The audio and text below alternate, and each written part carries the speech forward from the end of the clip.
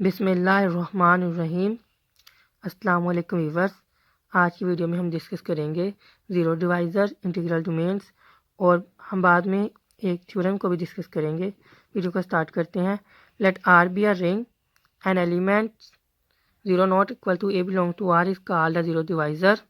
एक मेरे पास रिंग होगी, एक एलिमेंट नॉन ज़ीरो एलिमेंट जो है वो रिंग कहलाएगा इफ़ देयर एग्जिस्ट एलिमेंट, अगर वहाँ एक दूसरा एलिमेंट एग्जिस्ट करे। Zero not equal to B belong to R, एक दूसरा नॉन ज़ीरो एलिमेंट बी जो है वो रिंग से बिलोंग कर रहा है और मेरे पास आंसर क्या दे रहा है, such that A B equal zero, और इन दोनों का प्रोडक्ट मेरे पास क्या आ रहा है, आंसर ज़ीरो के इक्वल आ रहा है। तो फिर मेरे पास क्या बनाएंगे, ज़ीरो डिवाइज़र बनाएंगे। ठीक है। A commutative ring R is called an integral domain कहलाएगी if a B equal zero. A b दो मेरे पास एलिमेंट है रिंग के लिए, उनका प्रोडक्ट क्या आ गया, ज़ीरो आ गया। इन आर इधर ए इक्वल ज़ीरो और बी इक्वल ज़ीरो, मेरे पास क्या होगा, ए ज़ीरो होगा या बी ज़ीरो होगा। इन अदर वर्ड्स, दूसरे बाद में कह सकता हूँ कि a commutative ring R is called an integral domain. एक कम्यूटेटिव रिंग इंटीग्रल डोमेन कहलाएगी if R has no zero divisor, अगर आर का कोई भी ज़ीरो डिवाइज़र नहीं है। ज़ीरो डिवाइज़र की डेफिनेशन थी ना कि ए नॉन ज़ीरो एलिमेंट था, वो रिंग से बिलोंग कर रहा था, और बी उसके लिए नॉन ज़ीरो एलिमेंट था, वो रिंग से बिलोंग कर रहा था, उनका प्रोडक्ट ज़ीरो से आ रहा था। इंटीग्रल डोमेन में क्या है कि ए बी अगर ज़ीरो है तो या ए ज़ीरो होगा या फिर बी ज़ीरो होगा, कोई ना कोई तो ज़ीरो होगा। ठीक है, ये इन दोनों में डिफरेंस है। An obvious example of integral domain is Z plus dot, मतलब इंटीजर का जो रिंग है ना, एडिशन और मल्टीप्लिकेशन के रिस्पेक्ट से इंटीग्रल डोमेन बनाता है। The ring of integer where the ring of matrix talk about an example of a ring is not an integral domain. जहाँ के मैट्रिक्स है 2x2 का, वो मेरे पास इंटीग्रल डोमेन नहीं बनाएगा क्योंकि वो कम्यूटेटिव ही नहीं होता ना दरअसल, इसलिए फिर इंटीग्रल डोमेन तो होगा ही नहीं, क्योंकि इंटीग्रल डोमेन के लिए कंडीशन है कि वो कम्यूटेटिव रिंग होना चाहिए, जबकि 2x2 का मैट्रिक्स जो है वो कम्यूटेटिव रिंग नहीं बनाता। That's reason again Z cross Z will be an integral domain. Z cross Z भी क्या मेरे पास होगा, इंटीग्रल डोमेन होगा। रिमार्क्स है, some authors do not insist on the condition of commutative as a part of the definition of integral domain। कुछ राइटरों का कहना है कि इंटीग्रल डोमेन की कंडीशन के अंदर कम्यूटेटिव प्रॉपर्टी का होल्ड करना ज़रूरी नहीं है। ठीक है, और बाद में अब थ्योरम डिस्कस करते हैं। Commutative ring R is an integral domain.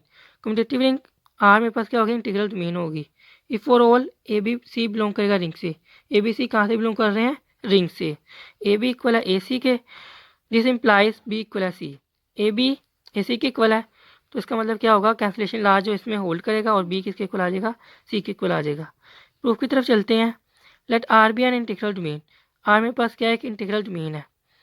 ठीक है, और उसमें क्या होगा, कम्यूटेटिव प्रॉपर्टी जो है वो होल्ड कर जाएगी। ए बी इक्वल आ जाएगा ए सी के इक्वल। ठीक है, तो ए सी और दूसरी तरफ जाकर माइनस ए सी हो जाएगा। A b minus a c equal आ गया ज़ीरो के। ए दोनों तरफ में कॉमन आ रहा है तो मैंने एक कॉमन ले लिया, बी माइनस सी आ जाएगा, इक्वल आ जाएगा ज़ीरो। इक्वल है ज़ीरो और बी हो गया ज़ीरो के। अगर इक्वल हो गया ज़ीरो के तो क्या हो जाएगा, ज़ीरो इक्वल आ जाएगा ज़ीरो के। ये तो ट्रिवियल केस बन जाएगा और हमें ट्रिवियल केस नहीं चाहिए।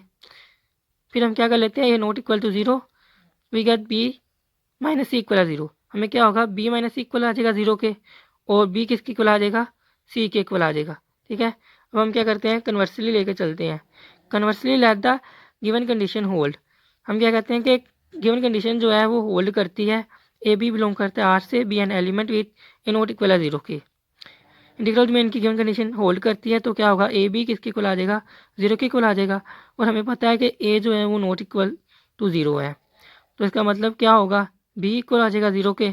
ठीक है, तो बी इक्वल आ जाएगा zero using given condition, hence a B equal है zero, this implies b equal है zero whenever a not equal to zero.